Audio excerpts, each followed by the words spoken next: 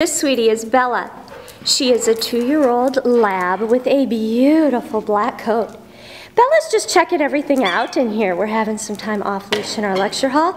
She has been smelling and sniffing and exploring everything. Definitely a very curious girl. She's learning about toys. We don't know if she had many toys in her previous home, so she'd be great with someone who can buy her some toys of her own and teach her how to play with them, teach her just how to be a dog.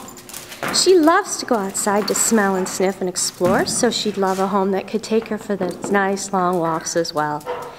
Bella's also very, very friendly. She'll come right up to you for some love, likes being petted and scratched. Just a very sweet girl.